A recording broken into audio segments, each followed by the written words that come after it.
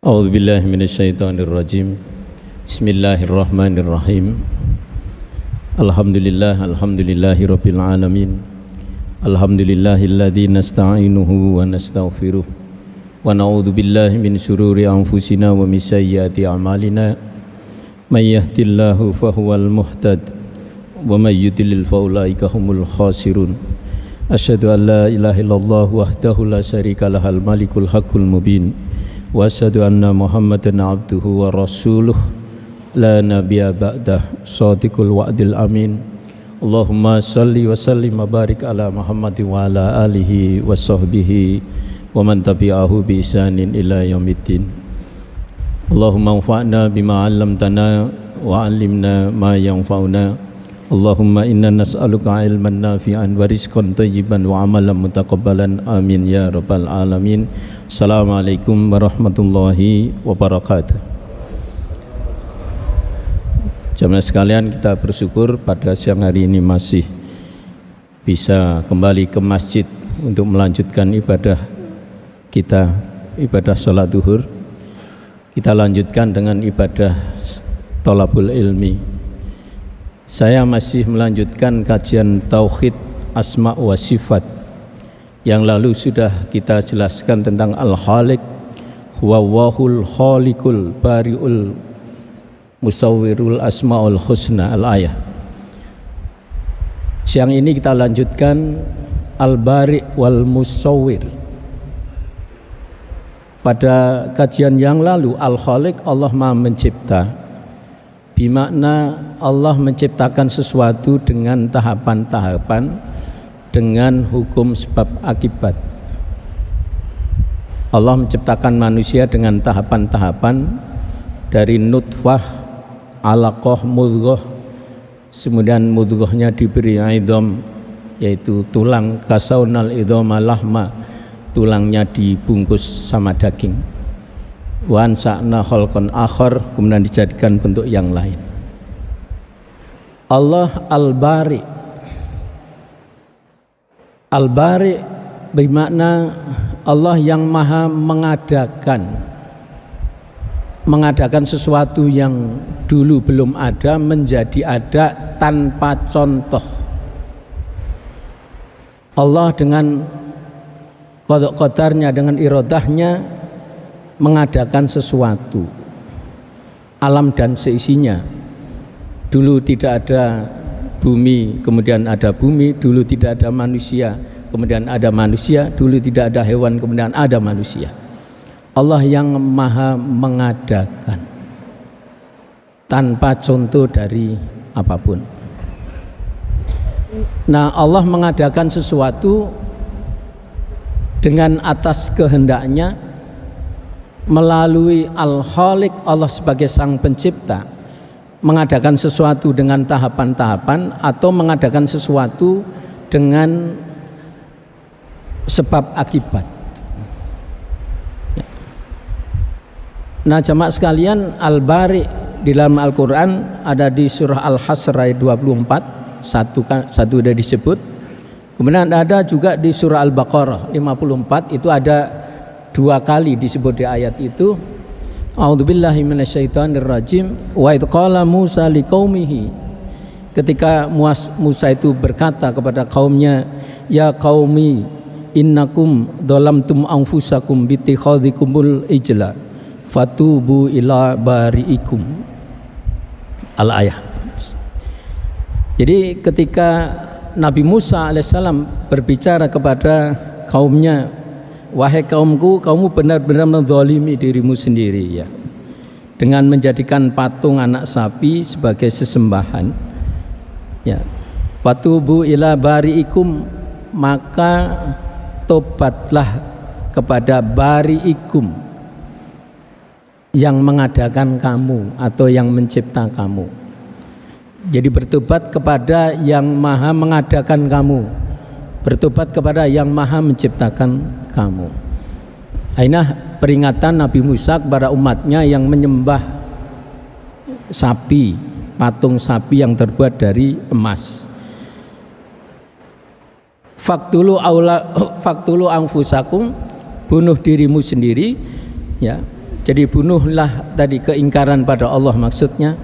Dzalikum khairul lakum, demikian itu lebih baik, nginda bariikum, itu lebih baik di sisi yang maha mengadakanmu, yang maha menciptakanmu. Fataba alaikum, bertobatlah atas kamu, innahu huwat tawwabur rahim, Allah itu maha penerima tobat, maha penyayang. Jadi ada dua disebut di sini. Yang pertama tadi adalah fatubu ila bariikum, bertobat kepada yang maha mengadakan kamu. Kemudian juga yang kedua disebut di ayat ini disebutkan inda bariikum, di sisi yang maha mengadakan kamu. Jamaah sekalian, Allah mengadakan sesuatu dengan tahapan tadi, yang dengan khalik tadi. Demikian juga Allah mengadakan sesuatu dilengkapi dengan Allah itu sebagai al-musawwir, al-musawwir, yang maha membentuk, yang maha memberi rupa. Jamaah sekalian, isi alam ini bermacam-macam bentuknya, bermacam-macam rupanya. Wajah manusia itu berbeda-beda, ya, rupa wajah manusia itu beda-beda. Fisik tubuh manusia juga tidak sama. Ada yang tinggi, ada yang setengah tinggi, ada yang pendek, ada yang kulitnya hitam, ada sawo matang dan sebagainya. Ini manusia. Kalau kita lihat tumbuh-tumbuhan, daun aja, ya, di taman kita kampus ini, kalau kita diminta mengumpulkan berbagai bentuk daun, itu akan ketemu sangat banyak bentuk-bentuk daun itu. Kemudian juga bunga, berbagai warna bunga, berbagai wajah bunga, berbagai bentuk bunga, itu juga macam-macam. Kalau kita lihat masuk ke laut, kita lihat di televisi misalnya, di dalam laut itu masya Allah, kita temu berbagai bentuk macam-macam ikan, bentuknya macam-macam, warnanya macam-macam. Allah al-musawwir. Belum yang lain-lain, ya. Hewan itu juga macam-macam bentuknya. Sama-sama kaki 4 bentuknya beda, ya. Sama-sama kaki 2 bentuknya beda, ya. Macam-macam bentuk hewan itu. Itulah Allah al-musawwir. Maka jemaah sekalian, hikmah yang perlu kita bisa ambil dari yang sejak kemarin al-khaliq, kemudian al-bari, al-musawwir, adalah bahwa mari kita tetap mensyukuri apa yang ada, kenyataan yang ada. Berbagai bentuk apa yang ada kita terima, kita syukuri, termasuk bentuk wajah kita. Ya, ada yang hidungnya maju ke muka, ada yang agak ke belakang. Ada yang kulitnya hitam, ada yang kulitnya sawo matang, ada kulit kuning, merah dan sebagainya. Ya, ada yang tergolong pendek, ada cukupan, ada yang tinggi, sangat tinggi dan sebagainya. Maka jamaah sekalian, kenyataan rupa, kenyataan bentuk yang ada di alam ini, termasuk dalam diri kita manusia, itu adalah tulisan Allah terbaik, ciptaan Allah terbaik. Maka kita terima saja, ya. Termasuk, ya, barangkali ada orang tua yang kemudian anaknya lahir nyun sewu cacat misalnya, ya, atas kehendak Allah anak itu lahir cacat misalnya, ya kita terima apa adanya, ya. Dan hikmah yang lain adalah ketika kita menerima apa adanya, jangan sekali-kali kita menghina bentuk rupa apapun, ya. Jadi walaupun binatang itu namanya BABI, babi, itu makhluk makhluk kotor, bentuknya seperti itu. Kita tidak boleh menghina bentuk babi kayak gitu. Kita tidak boleh menghina bentuk satu pohon misalnya. Oh, pohon kok kayak gini. Kita menyatakan tidak puas, tidak senang. Itu jangan sampai. Apalagi ke orang lain. Kita melihat ada orang lain wajahnya cantik, kita menyanjung. Wajahnya tidak cantik, kita menghina. Ya. Jadi kalau toh dia cantik, dia ganteng, kecantikan kegantengan itu miliknya Allah yang dipinjamkan, dititipkan kepada orang itu.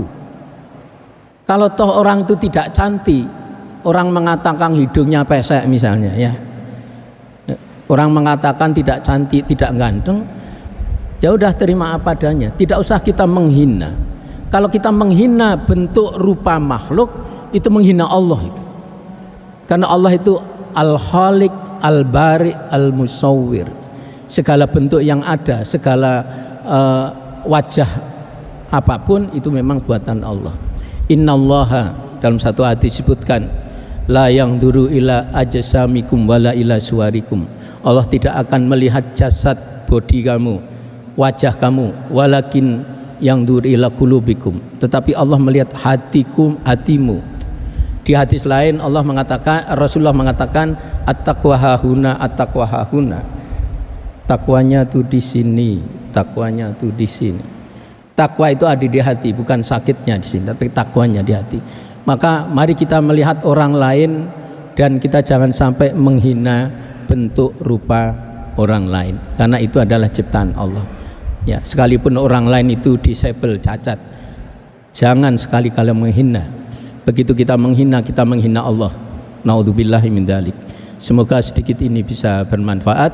Terima kasih banyak. Subhanakallahumma wa bihamdika asyhadu an la ilaha illa anta astaghfiruka wa atubu ilaik. Assalamualaikum warahmatullahi wabarakatuh.